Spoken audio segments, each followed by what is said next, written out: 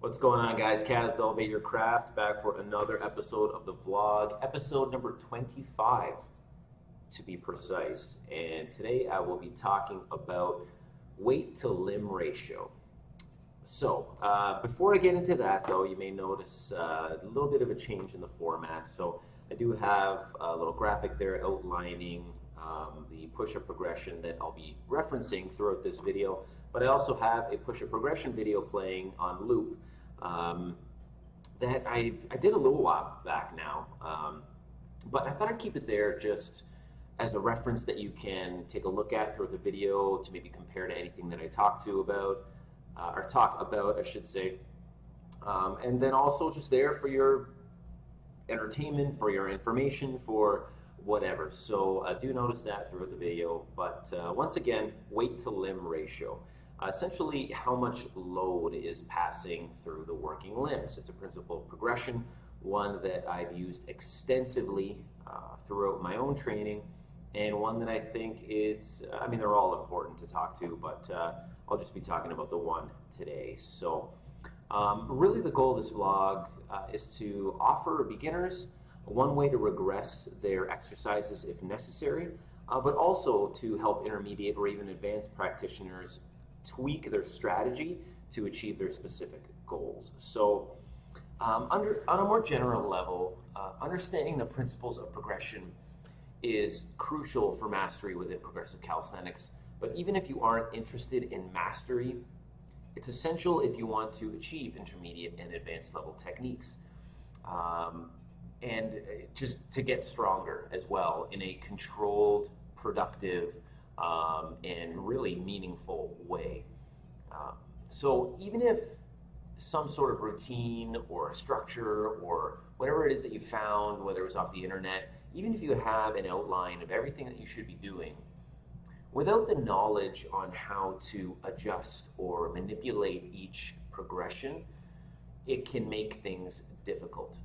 And I don't want to imply that that there are the principles of progression are these complex things that are very difficult to apply and only reserved for the best of the best out there. That's not what I want to get across. They're actually fairly easy to apply and to understand. I just want to stress their importance because they can take your training to new heights, which feels amazing. I know that when I first really started to learn about the principles of progression and apply them to my training, it just blew the doors wide open on everything. And I felt a tremendous degree of control over my own destiny, over what I wanted to get, what I wanted to achieve, but how to get there, a clearer path. So I do want to stress the importance, not only of weight to limb ratio, but all the principles of progression, which I've talked about in the past. I don't want to focus on all of them today, but I've talked about many throughout the different content that I've produced over the years. So be sure to check that out, and feel free to also reach out and comment on anything that I've done, or just say, hey, I'm looking for any or some elaboration on this, that, whatever.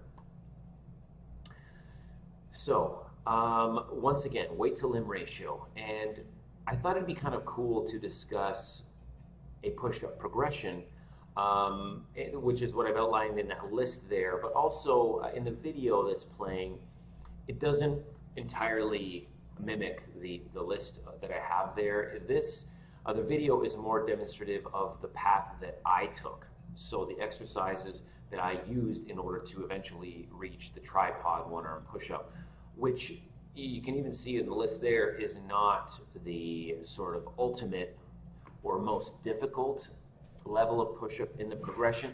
I'm still not at the most difficult, and I don't know that anyone will ever be at the absolute ultimate one-arm push-up because it's extremely, extremely, extremely difficult. But you know what? If there are, awesome. But I'm still pretty much at the tripod, a one-arm push-up. But going back to weight to limb ratio, I thought it'd be kind of neat to talk about that progression and how each level sort of relates to weight to limb ratio and where it's applicable most in this context. So wall push-ups. These are a really good example. It's sort of the beginning of the path and great for very deconditioned or beginner athletes. And they have the greatest incline. So you're getting the most help from the weight to limb ratio. So the working limbs would be the arms, and they have the least amount of weight on them because most of it's actually going through the legs and your body because you're essentially standing at the greatest incline. Now, I don't want to get too fixated on the specifics of that, angle and all that. It's really just the concept of you have the greatest amount of support and the least amount of weight in the working limbs. So it's a great place to start if you are a beginner or just need that level of support. And the next really good example is the incline push-up. So what we're doing at that point is decreasing the incline. So we're putting more and more weight into the working limbs. And you can really do that at many different angles. And that's what's excellent about it is you can really iterate your progress. If you want to go from the wall push-up to say a 45-degree angle and do your incline push-ups that way, great. If you want to increase the incline just a bit because you need to, that's awesome. And then you can adjust the angle from there, really tailoring your exercise to your competence level. And then the push-up is another great example. The lowest incline, and you're putting even more weight into the working limbs. So you have your feet there, usually your toes kind of supporting you, but you have even more weight in the working limbs. You have the one leg push-up that doesn't really relate too much to weight to limb ratio. It's more destabilizing your push-up, putting more emphasis on your core. So it just adds a different degree of difficulty to the push-up. So the ones that I've gone over quickly there, they illustrate the use of an incline to adjust weight to limb ratio. And then you have the close push-up, uneven push-up, and archer push-up. And the uneven and archer are particularly good examples because you are even more finely adjusting your training in a couple of ways, because the uneven push-up,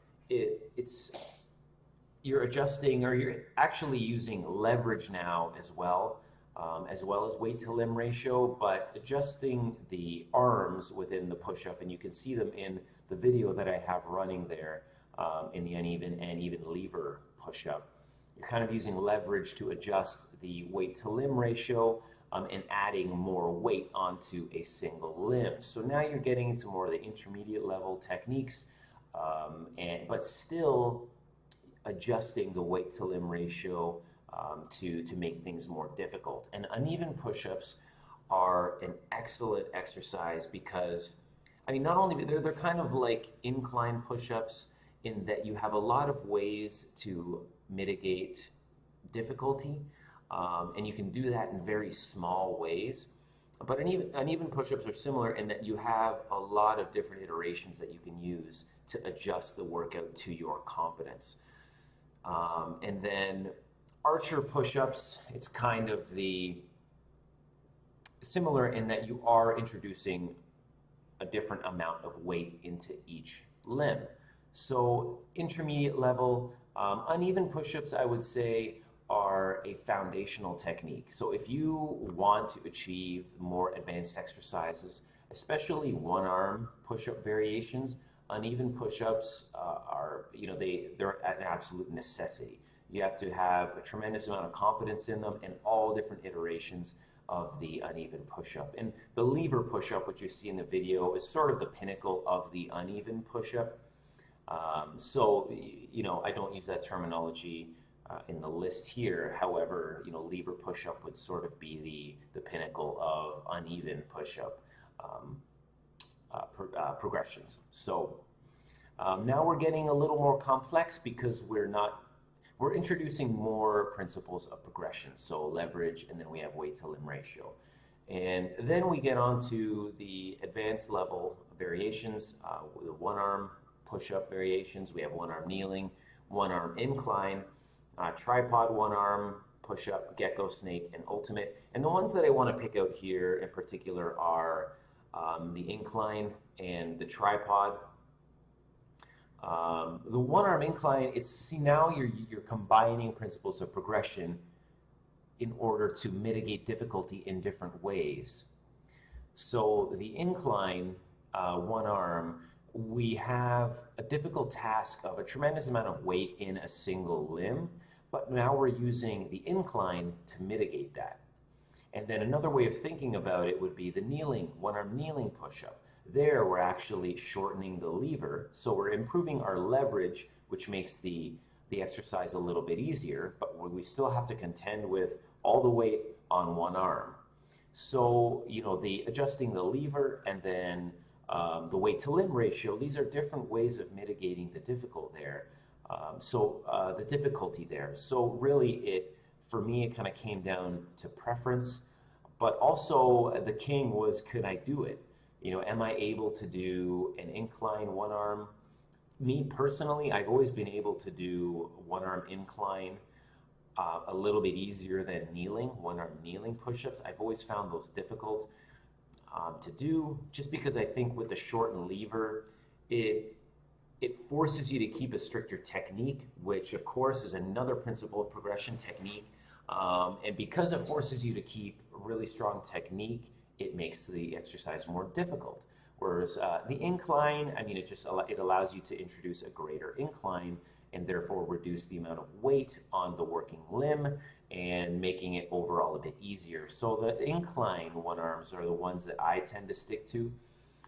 And then the tripod one arm, you're sort of, that's one that more adjusts the leverage. You have a wider pressing base because, and not necessarily pressing base, you're covering more area, which allows you to essentially reduce the lever. You're giving yourself a little more leverage, and often in tripod one arms, we're twisting the body a little bit to recruit maybe some of those bigger muscles in the upper body. So there are slight deviations in techniques and technique and things like that. But from this section, it's the kneeling and the incline one arms that I kind of wanted to focus on because they do relate closely to weight to limb ratio. So as I've mentioned, there are other principles of progression at work, particularly leverage outside of a weight to limb ratio. But it's important to acknowledge that, but being able to recognize where and how they can be adjusted is key. This gives you so many more options to play with and the ability to further customize your training. And I touched on it earlier, but that degree of control in your training is an incredible asset. It did wonders for me. It gives you more confidence, and it allows you to approach your training in a more informed manner. And I want to emphasize, if you want to achieve very advanced levels of push-ups, taking advantage of these principles of progression is absolutely crucial because you need to know how to adjust your training to your levels, and then also follow a path of progression that is planned and I'd say even nuanced to where you need to where you are and then where you need to be. So key points in the context of this video, really what I want you to get out of this video. If you're a beginner, using weight to limb ratio is an excellent strategy because it's highly effective in managing difficulty without throwing yourself necessarily into the traditional push-up, where it's possible that you aren't able to actually perform a push-up, or if you are, maybe your technique is off, you're struggling greatly, you are, I would say, better off introducing the principles of progression, adjusting the weight to limb ratio by perhaps adding an incline, and then approach it that way. So use the principles of progression or weight to limb ratio in this context to your benefit. Use it to your advantage. Second, the uneven push-up. I've talked a bit about it already, but it's a crucial technique in the grand scheme of things, in the grand scheme of the progression, because it offers a tremendous amount of customizability and allows the practitioner to gradually transition to more and more weight in a single limb. And transitional techniques are something that I've spoken about. I did an entire podcast episode on it, but I won't get into that too much today. but it's a foundation that needs to be developed by the practitioner if they'd like to advance to more advanced techniques, especially one-arm push-ups. The discussion has primarily been around push-ups, but it's important to know that weight-to-limb ratio can be applied to pulling exercises as well. The legs can be used to assist in exercises like pull-ups and even Australian pull-ups. And I've touched on, I mean, weight-to-limb ratio as a concept I haven't really discussed relative to handstand push-ups as an example, but that's just another area that it can be applied and very useful. So I don't want to imply that weight-to-limb ratio is restricted to push-ups only. It can be used in a lot of different things, more to just give you an idea of the concept behind it and how it's applied in progressive calisthenics. Once again, that video that I have playing there on loop is a progression from an incline push-up to a tripod one-arm push-up. Hopefully it provides some guidance as to a way to go, a path to go. Of course, the list that I have above it is a more comprehensive progression list. The one in the video is just the path that I took.